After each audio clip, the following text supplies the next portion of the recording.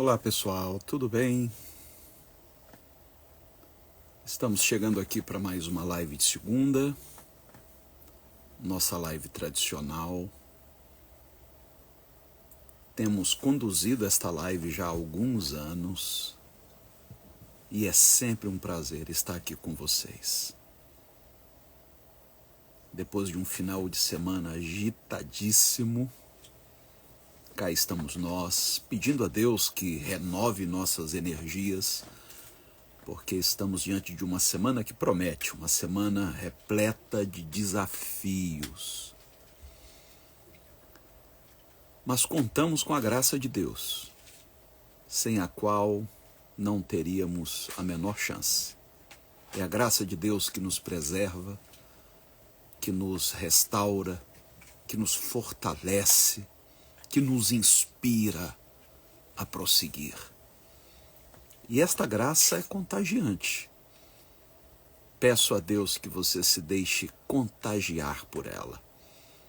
Hoje, gente, eu quero falar sobre distanciamento terapêutico. Já ouviu falar? É um tema complexo. E eu sei que muitas pessoas que me assistem se sentem impulsionadas a adotar uma medida de distanciamento terapêutico de outras pessoas. Como é que a gente lida com isso? E à luz do Evangelho? Porque a gente sabe que o Evangelho nos ensina a perdoar. O perdão é importante demais, não é um facultativo. Jesus nos ensinou a orar para que recebêssemos do Pai o perdão da mesma maneira como concedêssemos este perdão a outros. Então não dá para negociar com isso. Mas será que perdoar implica viver em companhia daquela pessoa? Ou será que, às vezes, o distanciamento é uma medida terapêutica necessária até para uma eventual reaproximação? Eu quero refletir sobre isso com vocês. Você sabe que, quando estávamos na pandemia, todos anelávamos pelo fim da quarentena. Não foi fácil para nenhum de nós ter que manter distância de familiares, de amigos, de irmãos. Mas se você quer saber, para alguns, o distanciamento social não foi apenas uma medida preventiva contra o vírus, mas também uma justificativa conveniente para manter a distância de pessoas tóxicas ou daquelas de quem guardávamos alguma mágoa. Só que a pandemia terminou, não é verdade? E aí? A vida retomou seu curso natural. Então hoje nós não temos mais aquela justificativa. Só que algumas pessoas preferiram manter a distância. Preferem não retomar a convivência que tinham antes da pandemia. Porque viram que o distanciamento lhes fez bem. Por incrível que pareça. Ajudou a curar algumas feridas que estavam infeccionadas.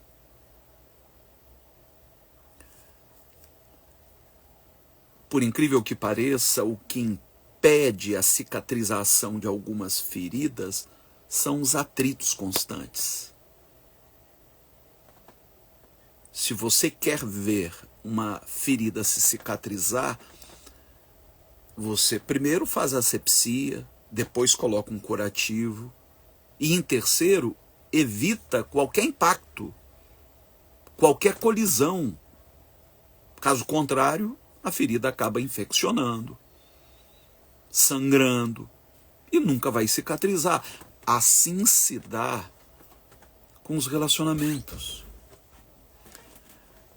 O apóstolo Paulo, ele descreve uma situação muito interessante nas duas epístolas que ele envia à igreja da cidade de Corinto. E eu quero explorar isso com vocês, porque tem muita coisa que aprender nessa situação tratada por Paulo. A igreja que ele fundou estava dividida entre a lealdade à sua pessoa e a outro homem, também pregador do evangelho, que o substituiu, chamado Apolo. Havia uma disputa entre as pessoas. Alguns diziam, eu prefiro Paulo. Talvez até por gratidão, né, por ter sido Paulo precursor. E outras diziam, que Paulo que nada. Paulo é muito bom escrevendo, mas a presença dele é insignificante. Eu prefiro Apolo. Apolo é um cara eloquente, um cara articulado. E isso causou uma cisão entre os cristãos.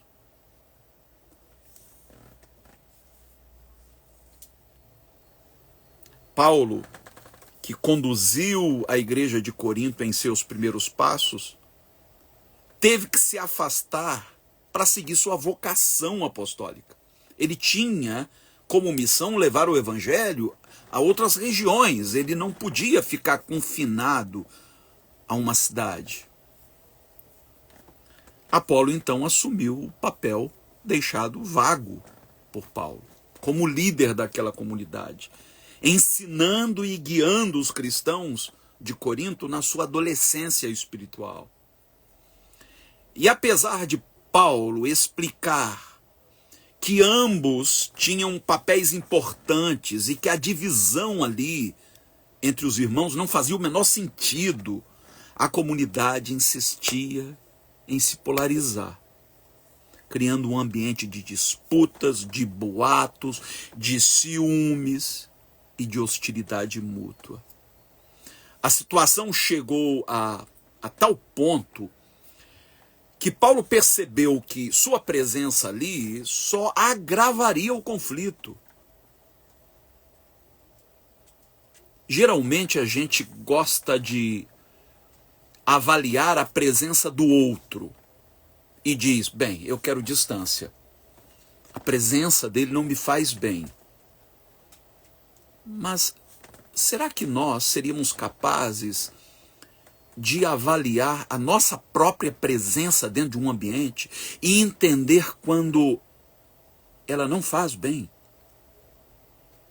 A gente não se retira só porque a presença do outro nos faz mal. Às vezes a gente tem que se retirar porque a nossa presença não está fazendo bem. É raro você encontrar pessoas que sejam maduras o suficiente para entender isso, para admitir quando a sua companhia não está sendo boa. Por isso, Paulo optou por enviar uma carta, na qual, entre outras coisas, ele comunicava a decisão de não visitá-los naquele momento. Não era a hora. Não era o momento certo de se reaproximar. Apesar de Paulo tê-los em grande estima, mas Paulo preferiu manter a distância. Na segunda carta que ele escreve aos Coríntios, no capítulo 2, no verso 1, ele diz: resolvi por isso não lhes fazer outra visita que vos causasse tristeza. Eu quero estar onde minha presença é celebrada. Eu não quero estar onde a minha presença seja lamentada. Eu quero ser motivo de alegria, eu não quero ser motivo de tristeza, de queixa na vida de ninguém. Isso seria como cutucar uma ferida ainda aberta. E o pior, né? Atrasando o processo de cicatrização. A ausência temporária de Paulo seria tanto uma medida preventiva quanto terapêutica. E ele continua no verso 2: se eu vos entristeço, quem é que me alegrará, senão aquele que por mim foi entristecido? Como é que eu posso esperar receber do outro motivos de me alegrar, se eu estou sendo na vida dele motivo de se entristecer? O que deveria ser um encontro prazeroso se tornou penoso para ambos. Como é que alguém pode sentir alegria quando percebe que é a causa da tristeza de quem ama? Pense comigo. Aquela carta era uma tentativa de prepará-los para uma eventual reaproximação, que não se daria naquele momento. Paulo buscava pavimentar o caminho para que, ao visitá-los, eles finalmente o recebessem com a alegria com que esperava ser recebido. No verso 4, veja o que ele diz. Eu estou lendo o segundo capítulo da segunda carta de Paulo aos Coríntios. Pois em muita tribulação e angústia de coração vos escrevi, com muitas lágrimas, não para que vos entristecesseis, mas para que conhecesseis o amor que abundantemente vos tenho.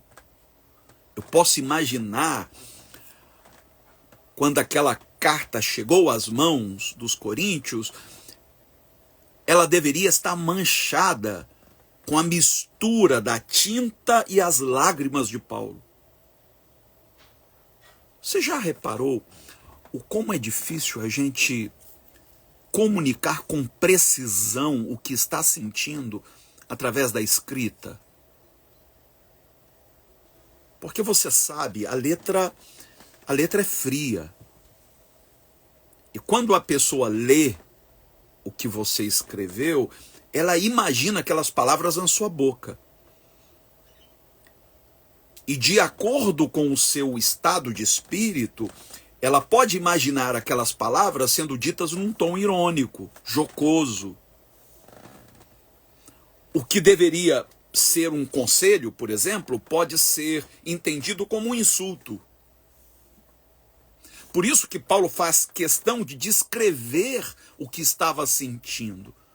De dizer, eu estou escrevendo com lágrimas nos meus olhos. Em outras palavras, imaginem o tom de minha voz. Eu não estou querendo ofender. Eu não estou cutucando a ferida. Eu não quero que ela volte a sangrar. Eu quero que ela cicatrize. Eu quero que vocês entendam o quanto eu os amo.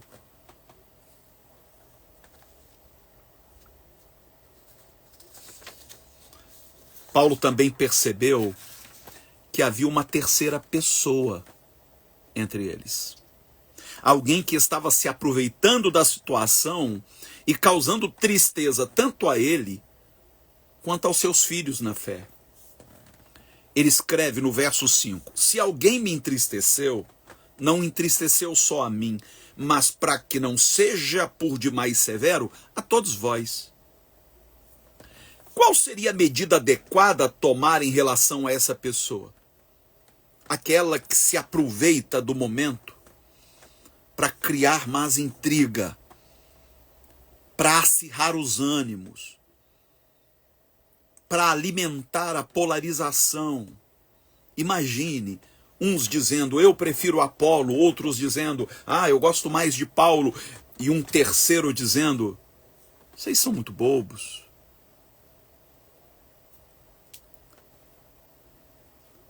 Esse terceiro, quando se aproximava de alguém que tinha mais simpatia por Paulo, vinha jogar querosene, jogando aquela pessoa contra Apolo e vice-versa. Tem gente que quer ver o circo pegar fogo. É o tal do leva e traz.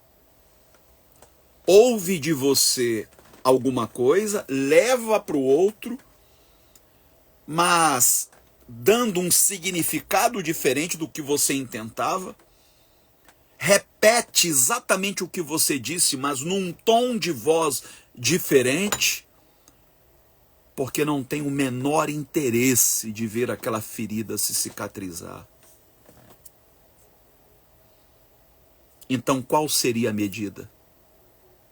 Como Paulo deveria reagir? Inicialmente, Paulo sugere que essa pessoa deveria ser repreendida pela maioria, o que seria suficiente para fazê-la perceber o mal que estava causando a todos envolvidos, a Paulo, a Apolo e ao povo.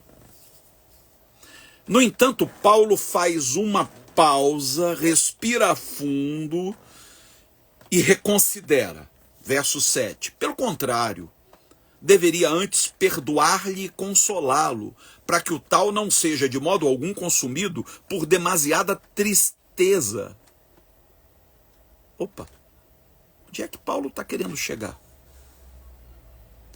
Paulo demonstra sua compreensão e empatia, reconhecendo que, embora a repreensão fosse necessária, o perdão e o consolo eram essenciais para evitar que aquela pessoa fosse consumida por uma tristeza excessiva.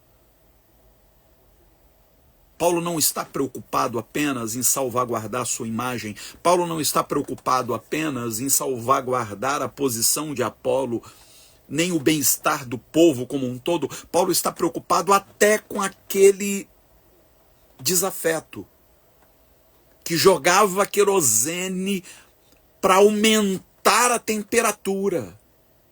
Paulo não quer o seu mal, quer o seu bem. Sim, ele precisa ser confrontado, mas não é só isso, ele vai precisar ser perdoado. Observe que Paulo não está preocupado apenas com a situação dele. Como eu fico na fita? Como as pessoas estão me percebendo? Como é que eu posso reconquistar a admiração delas? Não, não é essa a preocupação de Paulo. Para Paulo, essa pessoa também era uma vítima de si mesma. Ninguém, absolutamente ninguém saía ganhando com aquela situação. Por isso, Paulo percebeu que o melhor caminho para resolver o conflito era através do perdão seguido de consolo.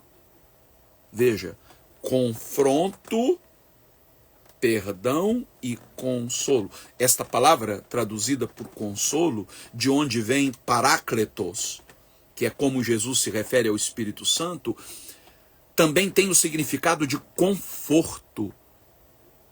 As pessoas precisam ser confrontadas, mas também confortadas.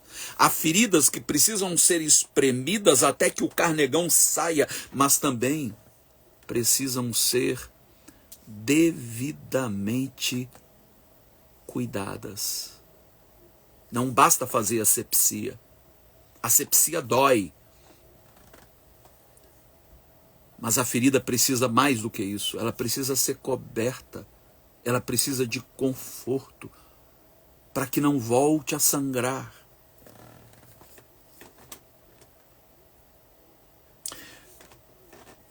Não basta apenas apagar o incêndio. Um palito de fósforo molhado não poderá reacender um fogo que foi extinto. Pega um palito de fósforo, molhe e depois tente riscá-lo. Ele perde o poder de fogo. Ao perdoar, nós apagamos o fogo. Mas ao consolar, ao confortar, garantimos que ele não seja aceso novamente. É dizer chega. É desfazer mal-entendidos. Num cenário ideal, todos ganham. Todos saem alegres, satisfeitos. Nossa alegria só será completa quando for compartilhada com os outros. Quando esse cenário for alcançado, não precisaremos mais nos distanciar de ninguém. Nossa presença deixará de ser um insulto ou um incômodo e voltará a ser motivo de alegria e contentamento. É isso que você deveria almejar. É isso que eu deveria perseguir. Eu quero voltar a ser motivo de alegria. Meu sonho de consumo é que as pessoas no meu entorno tenham motivos de sobra para agradecer a Deus pela minha vida. Eu quero que a minha vida resulte em louvor a Deus, não em queixa.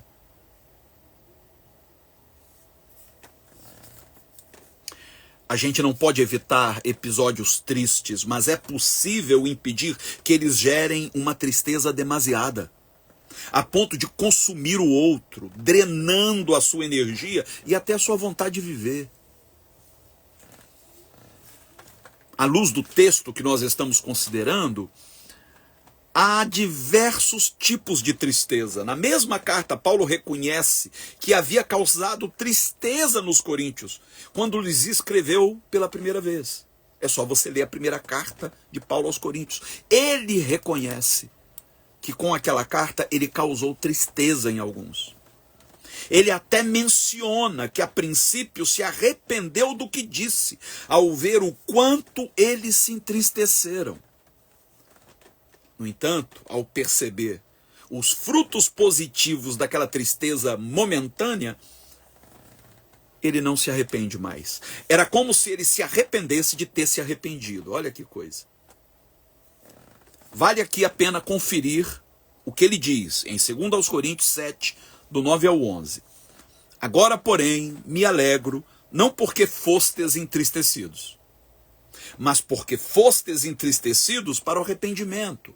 Lembrando que arrependimento, metanoia, quer dizer expansão da consciência, e não apenas contrição por haver errado. Pois fostes entristecidos, diz Paulo, segundo Deus, de maneira que por nós não fostes prejudicados em coisa alguma. Eu não quero que a tristeza venha causar prejuízos, sejam eles materiais, emocionais, espirituais, psicológicos, não. Mas a tristeza é inevitável. Quando você chama a atenção de um filho, ele não sai arreganhando os dentes. Ei, meu pai chamou minha atenção. Ele sai dali triste. Mas é uma tristeza necessária. Ele não sofreu nenhum prejuízo por você discipliná-lo. Muito pelo contrário, aquela disciplina vai gerar frutos positivos, que poderão refletir na sua vida adulta, inclusive. Aí Paulo continua. A tristeza, segundo Deus, opera arrependimento para a salvação. Mas a tristeza do mundo opera a morte. Quanto cuidado não produziu isto mesmo em vós, que segundo Deus fostes entristecidos. Quer dizer, ao mesmo tempo em que Paulo diz, gente, eu sei que a primeira carta que eu enviei causou tristeza em vocês, isso me deixou profundamente incomodado, porque a minha intenção não era essa, mas agora eu vejo que aquela tristeza foi importante para que vocês caíssem em si, para que vocês percebessem que estavam em rota de colisão uns com os outros. A tristeza, segundo Deus, sempre vem na medida certa, nunca sendo excessiva a ponto de nos empurrar para o abismo. Mesmo quando amamos alguém, eventualmente podemos causar alguma tristeza momentânea. Especialmente se precisamos confrontar essa pessoa para que ela perceba os erros que está cometendo. Agora lembre-se, não dá para simplesmente confrontar sem que esse confronto seja também acompanhado de perdão e consolo. Esse consolo também significa encorajamento. Você pode dizer a alguém, olha, você errou, não foi legal o que você fez, mas eu quero te perdoar, e dizer que você pode ser melhor. Você pode ser melhor do que isso. Não quero que você seja consumido por uma tristeza excessiva, que você se pegue até considerando desistir da vida. Não, não faça isso. Esse é o confronto que vem acompanhado de conforto. Não é ser conivente, condescendente, é ser empático. É ver no erro do outro um lembrete da sua própria humanidade. É saber que hoje é ele, amanhã poderá ser você. É não sonegar a ele a misericórdia que você terá que recorrer um dia. O problema surge quando erramos na dose e, em vez de perdoar e consolar, encorajar, transformamos a tristeza que causamos em um fim em si mesmo. Quer dizer, a gente não quer que a pessoa seja redimida daquela situação, a gente só quer puni-la, a gente só quer ter o prazer da vingança. Aí a tristeza que a gente gera nela não é a tristeza segundo Deus, é a tristeza que a empurra para o abismo. Isso até pode nos fazer sentir realizados, vingados, compensados pela tristeza que a pessoa nos causou anteriormente. Porém, o que deveria ou o que poderia ser restaurado acaba sendo danificado para sempre. Paulo afirma que o perdão, seguido de consolação, é a maneira de confirmarmos nosso amor. Não basta apenas sentir-se bem novamente sobre algo, é necessário promover o bem comum entre as partes. Não basta que minha ferida seja tratada, ela deve ser igualmente tratada no outro. De modo que nem a sua presença me cause incômodo, nem a minha cause incômodo a ele. Que a presença dele seja motivo de celebração para mim e a minha motivo de celebração para ele. Que ele não me evite, que ele não se sinta compelido a me evitar, porque a minha presença lhe faz mal.